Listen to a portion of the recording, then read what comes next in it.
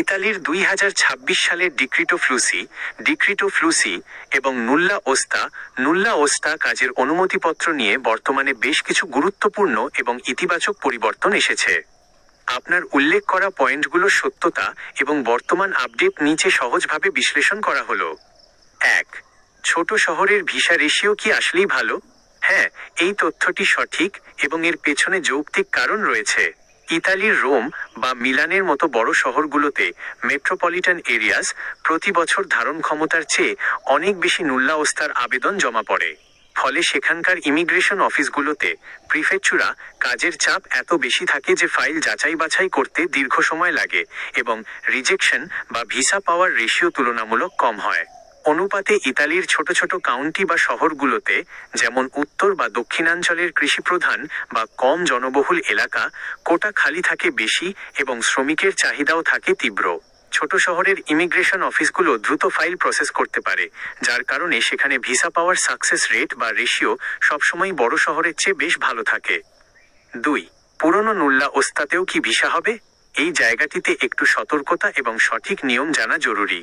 Italy সরকারের নতুন নিয়ম ডিক্রি 145 অনুযায়ী 22 অক্টোবর 2024 পরে যে সকল নুল্লা ওস্তা 22 অক্টোবর 2024 পর ইস্যু হয়েছে সেগুলোর জন্য ভিএফএস গ্লোবালের নতুন ডেডিকেটেড ওয়েব ফর্ম পোর্টাল চালু রয়েছে। এই পোর্টালের মাধ্যমে আবেদন সফলভাবে জমা দিলে নুল্লা ওস্তার মেয়াদের সময়সীমা সাসপেন্ড থাকে, অর্থাৎ মেয়াদ শেষ হয়ে গেলেও সেটি বৈধ হিসাবে গণ্য হয়।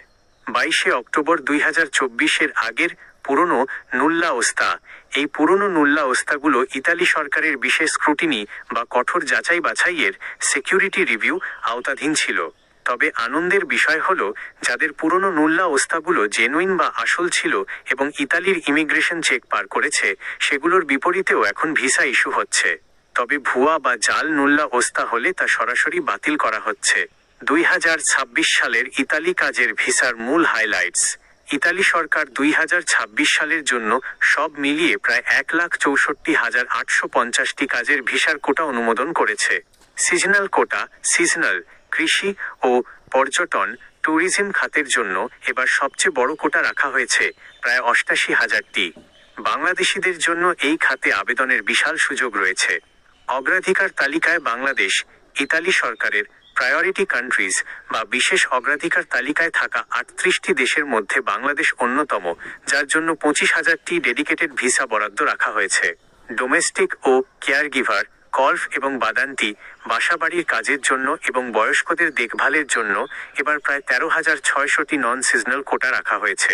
জরুরি পরামর্শ: আপনার কাছে যদি 2026 সালের ডিক্রিটো ফ্লুসি বা আগের কোনো বৈধ নুল্লা ওস্তা থাকে, তবে দেরি না করে ভিএফএস গ্লোবালের অফিসিয়াল পোর্টালের মাধ্যমে অ্যাপয়েন্টমেন্ট বা ওয়েব ফর্ম সাবমিশন সম্পন্ন করুন। কোনো দালালের খপ্পরে না পড়ে সরাসরি ভিএফএস এর নির্দেশনা অনুসরণ করাই সবচেয়ে নিরাপদ।